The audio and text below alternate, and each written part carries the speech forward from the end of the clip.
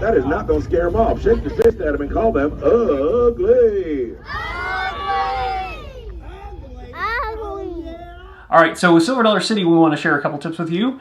One is to go on a weekday. So the first day we went, it was on a Thursday. There weren't very many people there. It was really nice, easy day at the park. It was rainy though, too. It was rainy, and it was cold. That's true. But and I think that really does play a part in it, though.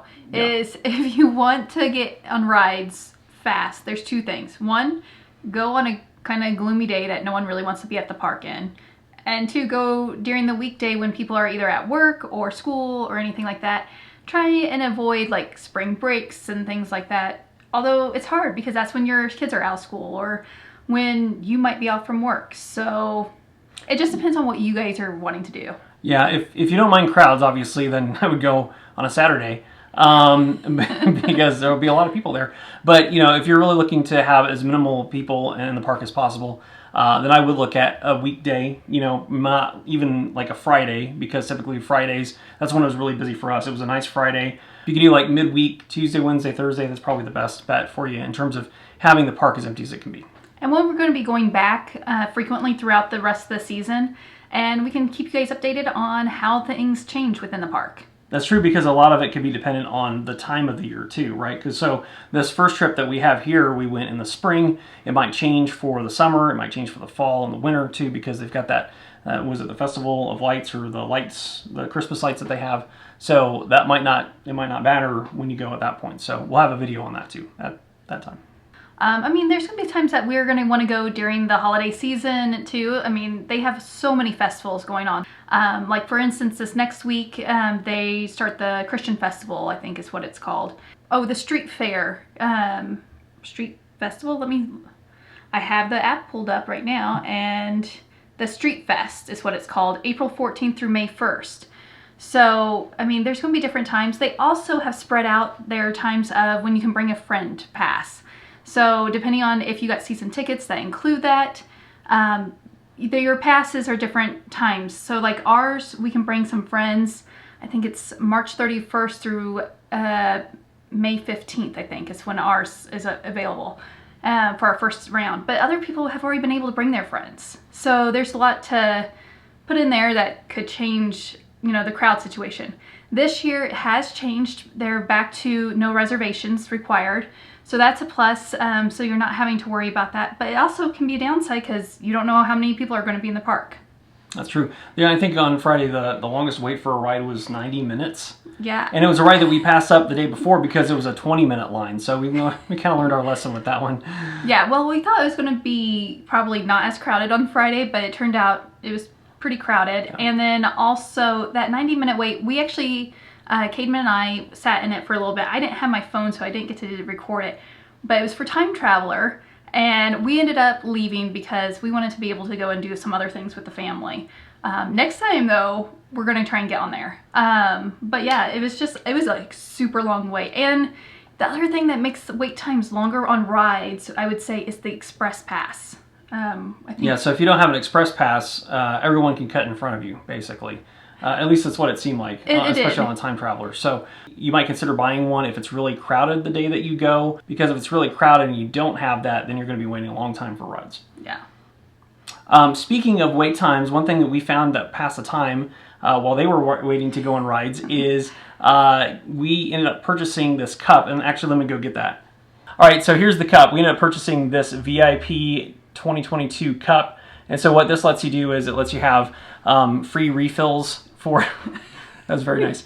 It lets you have free refills for any of the drinks, basically anything other than their like ice cream products. So what ended up happening was I stayed off of one of the rides, and so did one of our sons, and she took the other two kids. And while we were waiting, it was really close to a frozen lemonade stand, so we enjoyed a nice frozen lemonade. It's actually when we were in line for Time Traveler. Yeah, so you guys were waiting in line, I think worried about us, and we were just having a blast because we're like, hey, free frozen lemonade. This is awesome. So anyway. If we would have known that, we would have probably stayed the 90 minutes in line. Right. We would have just got more refills. So this is really good to have if you're going to be there for multiple days, or if you have season tickets, you know, you're going to be there multiple times in the year, because you just buy this once, and then you can get as many refills as you want. So it's really good value. I mean, we used it 6 times. The first day We used it for hot chocolate, which was perfect because, what was it, 42 degrees out? We were freezing by the time, and especially knowing that we had the tram ride back, that wind in your face was brutal. Yeah, and Kayla wanted to go on a water ride too, which is... Yeah, I'm glad. Yeah. They were open, by the way, if you're curious. So, Yeah. But yeah, I mean, one of the biggest things I'd say for time saving is the app. It's brand new this year. It will save you time, and you don't have to carry tickets around with you. You can actually have them uploaded to the app.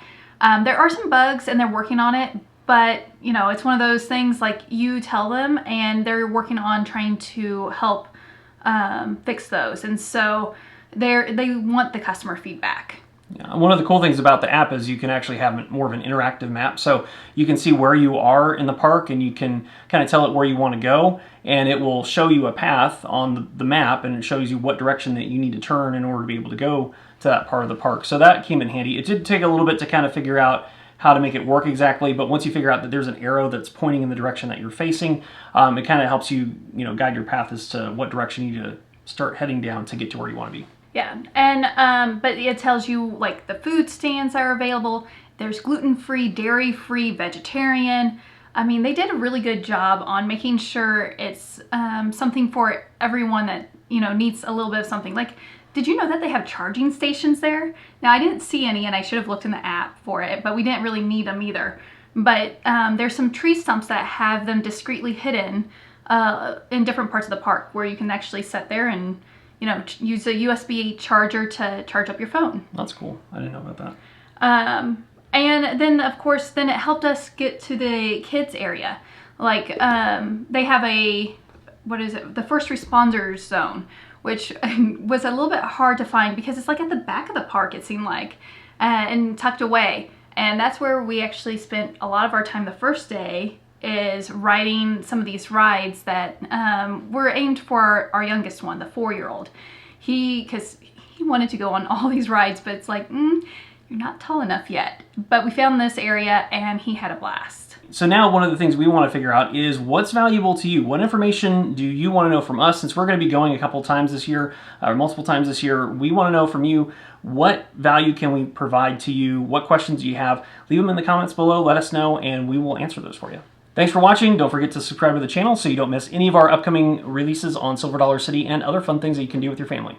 All right, catch you in the next one.